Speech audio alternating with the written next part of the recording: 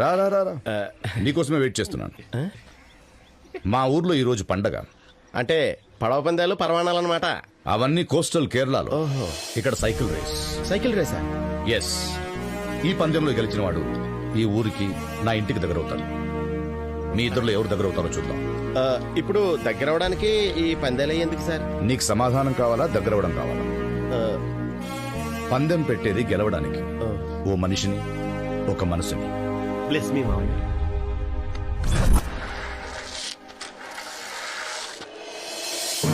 ఇది 10 కిలోమీటర్ల race.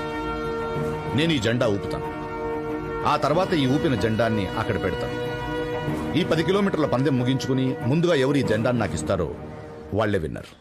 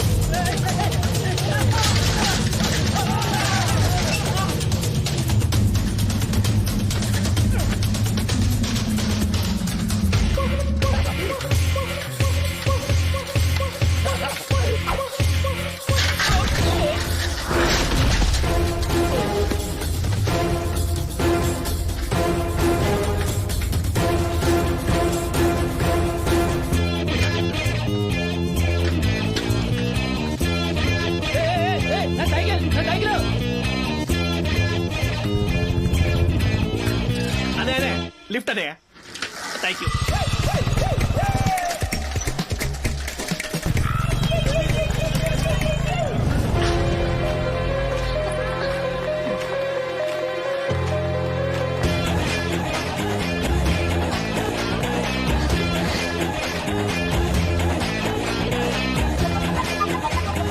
I won my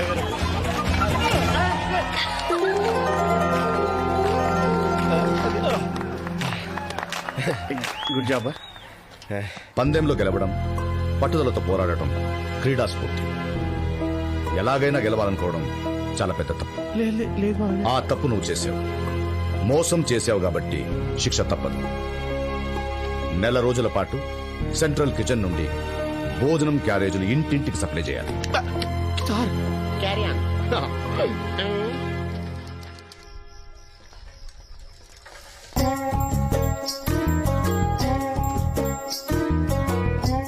చేపల పులుసు అమ్మ, ముళ్ళు జాగ్రత్త. బాగా తినండి.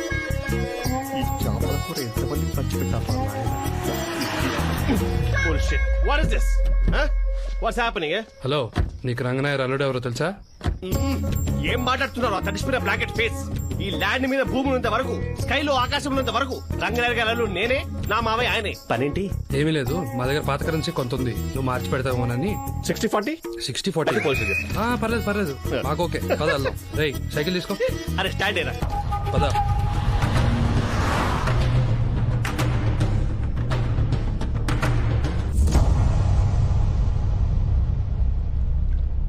నేనేంటి ఇక్కడ జలకలాడుతున్నాను? ఎవరా కన్యలు? ఏంటా కాళ్ళు? What a beauty, what a beauty. Beauty with bullets. Who are you? నిన్నిక్కడికి ఇంపోర్ట్ చేయించింది నేనే. అవునా? But who are you? Hey, ముందు దాన్ని పట్టుకో చెప్తా. ఓకే, పట్టేస్తా. పట్టుకోండి సార్, పట్టుకున్నాను. ఏయ్, పట్టుకోమంది కాళ్ళు కాదు, కాయిన్స్. కాయిన్స్. ఇంత వాటర్లో కాయిన్ ఎలా పట్టుకుంటారు sir? Okay okay okay, no violence sir. Quick. Sir, I got the coin. Good. I won. Boys ఏంటి మళ్ళీ ఇంకా కాయిన్ సార్? మాట్లాడక వెతుకో. Okay okay okay.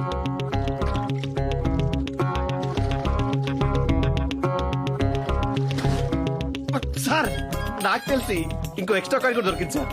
Boys girls coins. Sir sir enough sir, I can't sir.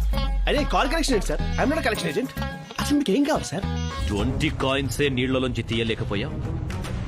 200 crores worth gold మట్టిలోంచి ఎలా మాయం చేసావురా? Sir practical గా ఆలోచిస్తాం సార్. నా దగ్గర 200 crores ఉంటే బాహుబలి పార్ట్ 3 ద రివిజన్ తీసేవాను సార్. నువ్వు మామూలుగా అడిగితే చెప్పవు గానీ బాయ్స్ అదే సార్, సార్ అదే సార్. అయ్యో. సార్, అదే sir, sir please help me sir. Sir please help me sir. Sir, sir, sir please. Stop. ఆ గుర్తున్న వాళ్ళు దేవుణ్ణి నమ్మరు. వీడు బాబా దగ్గరికి వెళ్ళాడంటే నేను నమ్మను.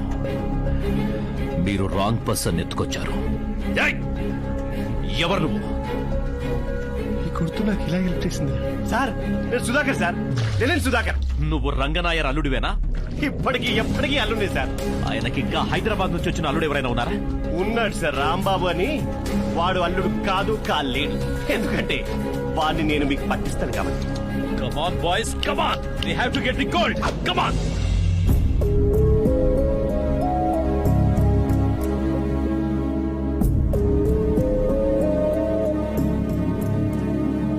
ఎప్పుడూ ఎవరిని ఏది అడగని ఈ రంగనాయర్ గారు స్వయంగా మా ఇంటికొచ్చి వాళ్ళ అమ్మాయికి మా అబ్బాయిని అడిగారు.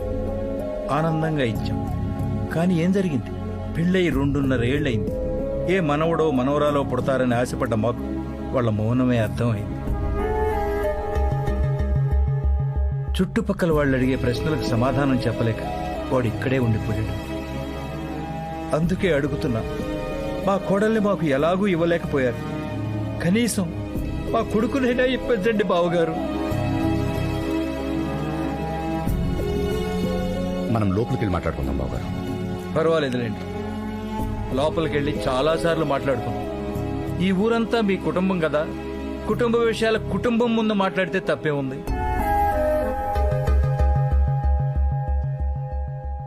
భగభగమండే సూర్యుని కూడా నిబ్బరంగా తలెత్తి చూసే రంగనాయర్ గారు ఈ రోజు ఊరందరి ముందు తల దించుకుని నుంచున్నారు. ఎందుకో తెలుసా? కూతురు కోసం.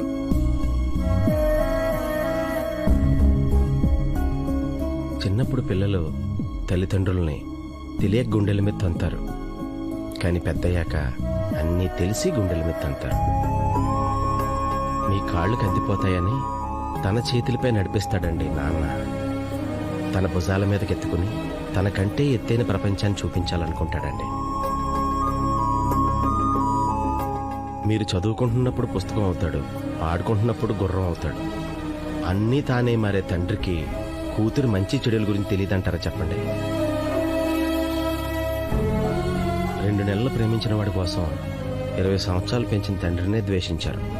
అయినా మీరు వర్షంలో తడిస్తేనే భయపడే తండ్రికి కన్నీళ్లతో తడుస్తానంటే భయం రాదా చెప్పండి?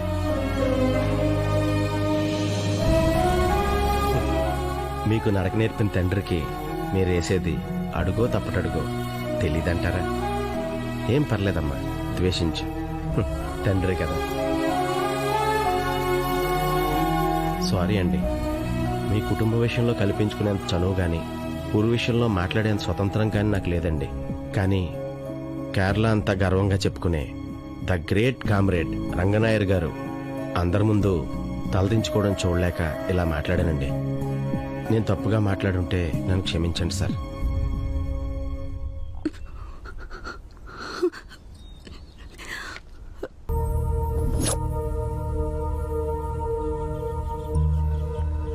ఈ గ్రామాన్ని ఖాళీ చేయాలని ప్రభుత్వం 3 సంవత్సరాల నుంచి నోటీసులు ఇస్తోంది. 6 నెలల నుంచి గుర్తు చేస్తోంది కూడా. అయినా మీరు పట్టించుకోలేదు. ప్రతి రాష్ట్రానికి క్యాపిటల్ ఉన్నట్టే ప్రతి జిల్లాకు ఓ క్యాపిటల్ ఉండాలి. అలాగే ప్రతి జిల్లాల్లో ఉన్న మండలాలను కలుపుతూ ఓ సెంట్రల్ బిజినెస్ టూరిస్ట్ డిస్ట్రిక్ట్ లా ఈ ప్రాంతాన్ని తయారు చేయాలని ప్రభుత్వం ఎంచుకుంది. ఇక ఈ హైవేను కలుపుతూ ఇక్కడ మల్టీ స్టోరేడ్ బిల్డింగ్స్, మల్టీప్లెక్స్లు, tourist resorts, ayurvedic spas, cultural centres ఇలాంటివన్నీ కడుతుంది. సంవత్సరం తర్వాత మీరు ఈ ప్రాంతాన్ని గుర్తుపట్టడం కష్టమవుతుంది. ఇంటికో ఉద్యోగం, ఎకరానికో ఇంటి స్థలం, మీరంతట మీరే ఇస్తే భూసేకరణ చట్టం కింద మీకు నష్టపరిహారం చెల్లించి గౌరవంగా తీసుకుంటారు. కాదంటే మరో కొత్త చట్టం చేసి మరీ తీసుకుంటారు. 5 సంవత్సరాలకు ప్రభుత్వం మారినప్పుడల్లా కొత్త చట్టాలు, కొత్త విధానాలు, అవినీతి చేయడానికి కొత్త మార్గాలు. సార్, ఇక్కడ మీరు సేకరించడానికి భూములేం లేవు. మేముగా పంపిస్తే వేరేలా ఉంటుంది. మీరే వెళ్తే బెటర్. సార్ నేను ఈ జిల్లా కలెక్టర్ని. కొంచెం మర్యాదగా మాట్లాడండి. You are a public. నువ్వొక సేవకుడివి. సేవకుడు మర్యాదగా మాట్లాడాలా, యజమాని మాట్లాడాలా? కలెక్టర్ గారు, మాకు ఈ ఊరితో ఎనలేని అనుబంధం. ఈ మట్టితో 40 ఏళ్ల సావాసం. ఇక్కడ మనుషులతో స్నేహాలు, మాటల్లో బంధాలు, పొలాలతో జీవితాలు ముడిపడిపోయాయి. ఒక కాగితం ముక్క చూపించి వెళ్లిపోమంటే వెళ్లిపోతామని ఎలా అనుకున్నారు? మాకు ఈ ఊరంటే ప్రాణం. ఒక్క అంగుళం కూడా వదలం. పేదవాడిని తేలిగ్గా చూడడం ప్రభుత్వానికి ఎంత అలవాటో, మా హక్కుల కోసం పోరాటం చేయడం మాకు అంతే అలవాటు. ఆ ఎర్ర జెండాని చూశారా? ఎప్పుడు మా చేతుల్లోకి తీసుకుంటామా అని ఎగిరెగిరి మరీ చూస్తుంది. ఆ అవకాశం కల్పించకండి, తట్టుకోలేదు. మీకు నిజంగా కలెక్టర్గా పనిచేయాలని ఉంటే వెళ్ళి మీ నాయకులకు చెప్పండి. జరుగుతున్నది తప్పని, వాళ్ళ నిర్ణయాలు తప్పని చెప్పండి. జీవోలు క్యాన్సిల్ చేయమని చెప్పండి. ఆ క్షణం వరకు మేమిక్కడ ఆమరణ నిరాహార దీక్ష చేస్తున్నామని చెప్పండి. లాల్ సలాం, లాల్ సలాం, లాల్ సలాం. Okay, welcome back. అయ్యా మీరుండగా మన భూములు ఎవరు లాక్కుంటారయ్యా? పదం దీక్షలో కూర్చుందాం. ఊర్లో చేతక నడవలేని పెద్దవాళ్ళు ఉన్నారు, బడికి పోయే పిల్లలున్నారు, ఆడవాళ్ళు ఉన్నారు. పంట ధాన్యాల అమ్మకాలు జరుగుతున్నాయి. మీరంతా ఇక్కడే ఉంటే ఊరు స్తంభించిపోతుంది. అలా అంటారేంటయ్యా? మీరు వెళ్ళండి. అది కదయ్యా, నాయకుడు అనేవాడు నలుగురిని నడిపించాలి గాని నలుగురి మీద సవారీ చేయకూడదు. నా మీద గౌరవం ఉన్నవాళ్లు 5 నిమిషాల కన్నా ఎక్కువ ఇక్కడ ఉండకూడదు.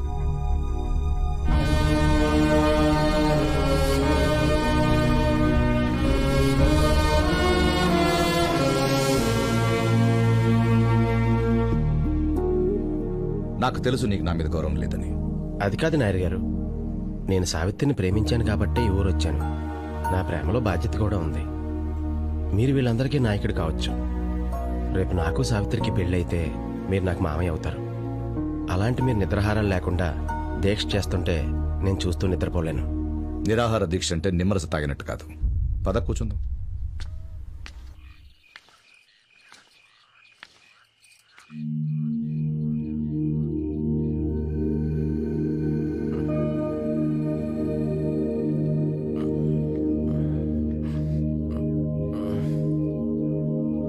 రాంబాబు, నీతో కొంచెం మాట్లాడాలి. నువ్వు నా కోసం చాలా ఇబ్బందులు పడుతున్నావు రాంబాబు. ఇప్పుడు కూడా నేను నీకు నిజం చెప్పకపోతే నా ప్రేమకు విలువే ఉండదు. ఇప్పుడు ఏమైంది సావిత్రి? నువ్వనుకుంటున్నట్టు ఆ స్టార్ జాతకం నాది కాదు. నువ్వంటే నాకు ఇష్టం. ఎందుకో తెలీదు, చూసిన వెంటనే నచ్చేసా. వేరే దారి లేక ఆ జాతకం మీద నా పేరు రాసి నా ఫ్రెండ్ ఇచ్చినా వద్దనలేక నువ్వు నన్ను ప్రేమించేలా చేశాను. I'm sorry, but I truly love you.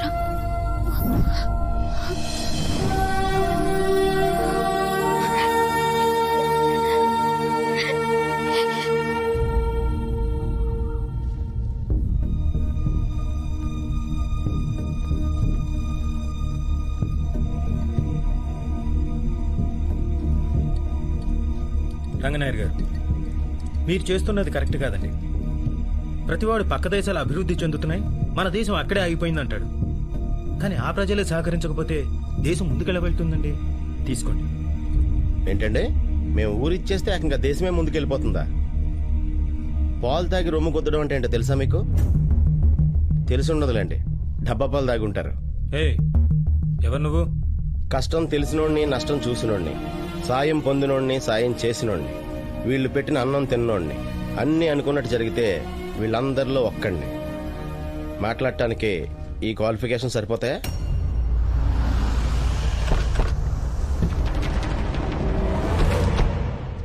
Sir, ఊరంటే బిల్డింగ్లు కట్టే స్థలం అనుకుంటున్నారేమో. కాదండి, ఊరంటే జనం అండి, వాళ్ళుండే ఇళ్ళండి, వాళ్ళ మధ్య బంధాలండి, వాళ్ళు దున్నే పొలాలండి, అవి ఇచ్చే పంటలండి, పండించే రైతులండి. అలాంటి రైతునే లేకుండా చేసేస్తే దేశం ముందుకెలా వెళ్ళిపోతుందండి?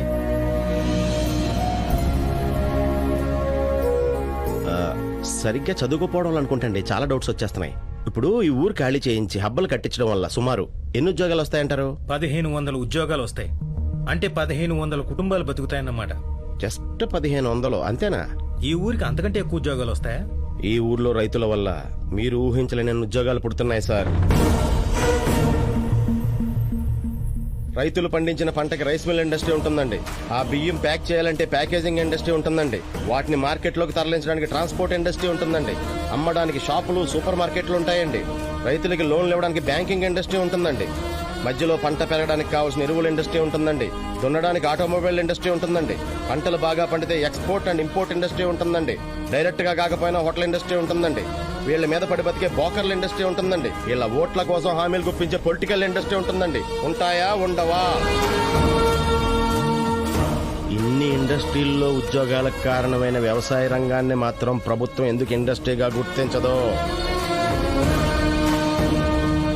1500 ఉద్యోగాల కోసం 1800 ఎకరాల పంట భూమిని బీడు చేసి బిల్డింగులు కట్టేస్తారా? అసలు ఆ కొండల పక్కన 2000 ఎకరాల బీడు భూమి ప్రభుత్వందే కదా, అక్కడ కట్టుకోవచ్చు కదా మీ హబ్బులయ్యో. తప్పు సార్. రెండో బిడ్డ పుట్టపోతుంది కదా అని ఏ తల్లి మొదటి బిడ్డను చంపుకోదు. మీరు చూపించిన ఆ భూమిని చదును చేసి డెవలప్ చేయాలంటే ప్రభుత్వానికి 100 కోట్లు ఖర్చు అవుతుంది. 400 కోట్లు సరిపోతాయా? నా ఆస్తి మొత్తం కలిపితే 400 కోట్లు ఉంటుంది. అది రాసిచ్చేస్తాను. మీ గవర్నమెంట్ నా హబ్ ఏదో అక్కడ కట్టుకోమని చెప్పండి. అది కాదు రాంబాబు, డబ్బంతా ఇచ్చేస్తే నువ్వేం చేస్తావు? భూకంపం వచ్చి ఒకవేళ ఊరంతా నేలమట్టం అయితే నీ భార్య బిడ్డను ఎలా పోషిస్తావని మీరు అడిగినప్పుడు పోషిస్తాను అని ఏ ధైర్యంతో చెప్పానో అదే ధైర్యంతో బతికేస్తానండి. జనరల్గా మనిషికి కష్టాలు కుందేల్లాగా ఫాస్ట్గా వచ్చి తాబేల్లాగా స్లోగా వెళ్తాయంటారు. కానీ నా జీవితంలో డబ్బు ఎప్పుడు కుందేల్లాగా వచ్చి కుందేల్లాగానే వెళ్ళిపోయిందండి. అప్పుడు ఒక్కడనే సాధించేశానండి. ఇప్పుడు నా వెనకాల ఇంతమంది జనం ఉన్నారు. ఎంతసేపు అండి సంపాదించడం? బాబు నువ్వు కష్టపడటం మా కోసం ఎందుకని? ఊరుకోండి. సుఖాలు పంచుకోవడానికి ప్రతి ఓడు వస్తాడు, కష్టాలు పంచుకోవడానికి అయినోడు వస్తాడు. నన్ను ఒక్కసారి అయినోడుగా చూడండి. మీ నోటంటే ఈ మాట రాదు.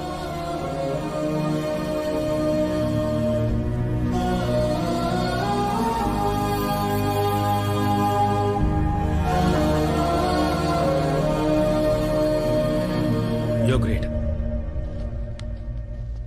ప్లీజ్. దేవుడు దేవుడు అంటుంటావే, ఆ దేవుడు ఎక్కడున్నాడో తెలుసా? మంచి చేసే ప్రతి మనిషి గుండెలో ఉంటాడు. ఇప్పుడు నా దగ్గర డబ్బులు లేవు, నేను పేదవాడిని. మరి సావిత్రి నాకు ఇచ్చి పెళ్లి చేస్తారా? జేబు నిండా డబ్బున్నోడే ధనవంతుడిని ఎవరన్నారు? ప్రజల గుండెల్లో ఉన్నవాడే అసలైన ధనవంతుడు. సావిత్రిని తీసుకుని ఇంటికి వచ్చి. అలాగేనండి.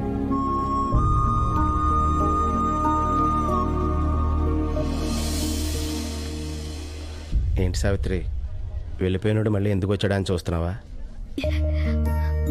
నువ్వు అబద్ధం చెప్పావని తెలిసాక కోపం వచ్చింది. ఆ కోపంతో కొంత దూరం వెళ్ళాక తప్పు నువ్వు ఒక్కదానివే చేయలేదనిపించింది. ఇంకా కరెక్ట్గా చెప్పాలంటే ప్రేమ కోసం నువ్వు అబద్ధం చెప్పడం తప్పే కాదనిపించింది. నేనే ఉంగరాలని జాతకాలని. సారీ సావిత్రి.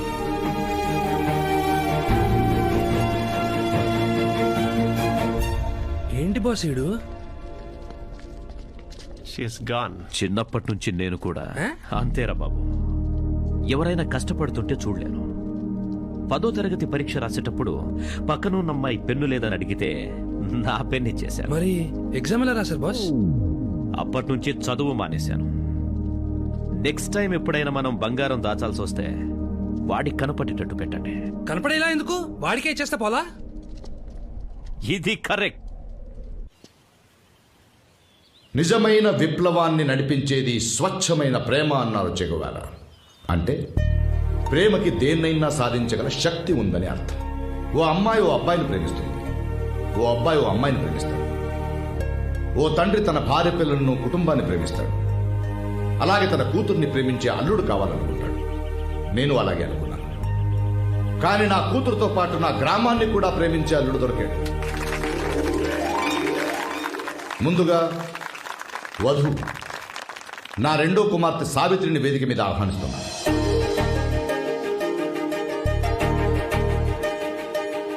ఇప్పుడు మనందరికి సుపరిచితుడైన నా కాబోయే అల్లుడు రాంబాబు గారిని వేదిక మీద ఆహ్వానిస్తున్నాను.